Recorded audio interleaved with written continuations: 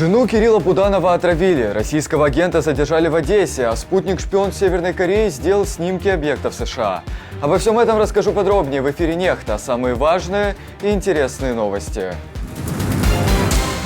Мощный циклон, который обрушился на юг Украины, повлиял на темп боевых действий. Украинские силы воспользовались условиями плохой видимости для закрепления позиций на левом берегу реки Днепр. Скорректировала десятки шахедов по Одессе. СБУ задержали российского агента. Мужчина, вооруженный пистолетом, открыл стрельбу и ранил 3 палестинских студентов США. Президент и первая леди с ужасом узнали о расстреле в субботу в Берлингтоне, штат Вермонт. Добрый вечер, дорогие зрители! Не забывайте лайкать, а также комментировать наши выпуски. Ваши комментарии дают нам мотивацию работать и доносить людям правду. Перейдем к новостям. Отравили жену главы ГУР Украины Кирилла Буданова. Как сообщает издание «Бабель» со ссылкой на свои источники, Марианну Буданову отравили тяжелыми металлами. Сейчас завершается курс лечения, дальше контроль врачей. По данным издания, женщина на данный момент находится в больнице. После ухудшения здоровья Буданова была госпитализирована.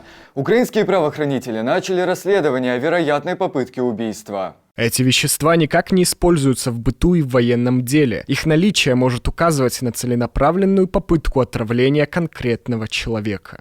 Ранее Буданов заявлял в интервью, что его жена Маріана проживает вместе с ним в его рабочем кабинете, хотя и не работает в ГУР. Моє щастя завжди зі мною, тому що моя дружина живе зі мною в кабінеті. Да, вона живе зі мною в кабінеті. 24/7. Да, і зараз. Раніше я йшов на роботу, повертався додому, а зараз... Как пишет «Украинская правда», отравление было подтверждено еще у нескольких сотрудников ГУР. Но у жены Буданова оно проявилось сильнее, поскольку у нее небольшой вес. Скорее всего, отравленной была еда, сообщают источники. Интенсивные бои продолжаются в районе Авдеевки. Украинский генштаб в своей сводке сообщает, армия России активно атакует, пытаясь окружить укрепрайон вблизи Донецка. Враг продолжает пытаться окружить Авдеевку. Украинские военные стоят на своем и наносят крупные потери оккупантам. Наступательные действия противника оказались безуспешными к востоку от Новобахмутовки, к северо-востоку от Бердичева, Авдеевки, Опытного, Северного и к югу от Тоненького, где силы обороны Украины отбили 23 удара. Помимо Авдеевки, российская армия пытается активно атаковать и на других участках Восточного фронта, в районе Бахмута и Марьинки. Как заверяет Генштаб, все атаки были отбиты. Две главные точки, после которых можно будет говорить, что ситуация критическая, и Авдеевка превращается в Бахмут, это Коксахим. И, собственно, второе, это не столько точка, сколько возможность снабжения украинской группировки в Авдеевке. За 1,5 месяца Россия не добилась ни того, ни другого. Но зато вот зашла в промзону и как-то радуется там. Но значит ли это, что она возьмет Авдеевку или не возьмет? Не значит ни то, ни другого. Взять в войне можно что угодно, захватить можно любой город, любое здание. Вопрос в том, сколько усилий вы на это потратите. С военной точки зрения, вот с такого простого сухого расчета, уже даже если возьмут Авдеевку, Россия все равно останется в минусе. Потому что Россия потеряла 1000 военных, сотни единиц техники, а еще даже не конец, еще даже не близко к концу. Мощный циклон, который обрушился на юг Украины, повлиял на темп боевых действий, но не остановил их. Как сообщает Институт изучения войны, на Херсонщине ВСУ использовали ухудшение погодных условий, чтобы закрепиться на позициях левого берега Днепра. Российские военкоры отметили, что сильный снегопад и ветер ухудшили видимость и усложнили воздушную разведку и артиллерийскую коррекцию на Херсонском направлении. Но отметили, что украинские силы воспользовались условиями плохой видимости для закрепления позиций на левом берегу реки Днепр. Также военно-морские силы Украины сообщили, что непогода в Черном море могла заставить РФ вернуть военные корабли и ракетоносители обратно в пункты базирования. Сообщается, что непогода могла повредить и российскую логистику в Крыму. Несколько источников также сообщили, что ураган повредил железнодорожные пути в прибрежных районах, что может иметь логистические последствия для российских войск в оккупированном Крыму и на юге Украины. ЗРК «Патриот», который Украине поставляла Германия, только в мае этого года сбили 5 бортов РФ. Такое заявление сделал спикер Воздушных сил Украины Юрий Игнат. По его словам, 13 мая этого года Россия потеряла самолеты Су-34, Су-35 и 3 вертолета Ми-8. Их над Брянской областью уничтожили при помощи ЗРК. Это была блестящая операция под руководством командующего воздушными силами. Благодаря нестандартным решительным действиям подразделения ЗРК «Патриот» за 5 минут уничтожили сразу 5 бортов на Брянском направлении, откуда тогда бомбардировали управляемыми авиабомбами наши северные районы.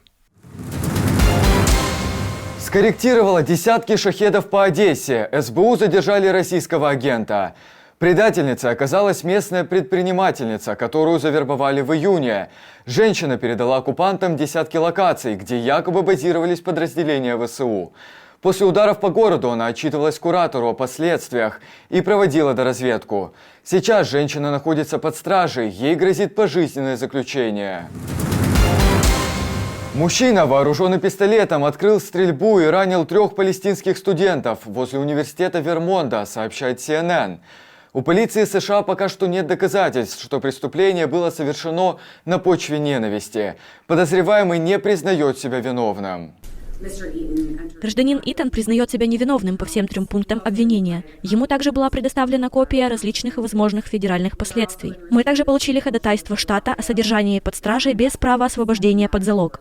В данный момент мы просим суд назначить слушание по этому делу, как только будут составлены графики. Все 3 пострадавших на данный момент остаются в больнице. Белый дом сообщает, президент Байден в ужасе от происходящего. Президент и первая леди с ужасом узнали о расстреле в субботу в Берлингтоне, штат Вермонт. 3 студентов колледжа палестинского происхождения, 2 из которых являются американскими гражданами. Президент продолжает получать от своих сотрудников информацию о ходе расследования. Эти студенты участвовали в уникальной американской традиции, собираясь с семьей и близкими, чтобы отпраздновать День Благодарения. Они должны вернуться в школу со своими одноклассниками, а не в больничную палату. Президент, первая леди и все присутствующие в Белом доме присоединяются к американцам по всей стране и молятся за их полное выздоровление. Мы выражаем глубочайшее соболезнование их семьям и всему палестинскому, арабскому и мусульманскому сообществам Америки. Спутник-шпион Северной Кореи сделал снимки Белого дома и Пентагона, сообщает Reuters. По данным издания, со снимками уже успел ознакомиться лидер КНДР Ким Чен Ын. Также сообщается, что спутник сфотографировал и военно-морскую базу США. На снимках якобы были замечены 4 атомных авианосца. 4 атомных авианосца ВМС США и 1 британский авианосец были замечены на фотографиях, сделанные на военно-морской базе Норфолк и судостроительной верфи Ньюпорт Ньюс в штате Вирджиния, США. Северная Корея усиливает напряжение. Также сообщается, что военные КНДР в демилитаризованной зоне с Южной Кореей с конца прошлой недели вооружены пистолетами. Вооружение солдат в GSA, известным как деревня перемирия Пханмунджом, является последним из серии шагов Северной Кореи, которые аннулируют пакт, включая восстановление постов охраны и переброску тяжелого огнестрельного оружия вдоль границы с Южной Кореей. 2 Кореи договорились вывести огнестрельное оружие из GSA в соответствии со всеобъемлющим военным соглашением. Но, согласно информированным источникам, северокорейские военнослужащие в этом районе начали носить оружие в конце прошлой недели.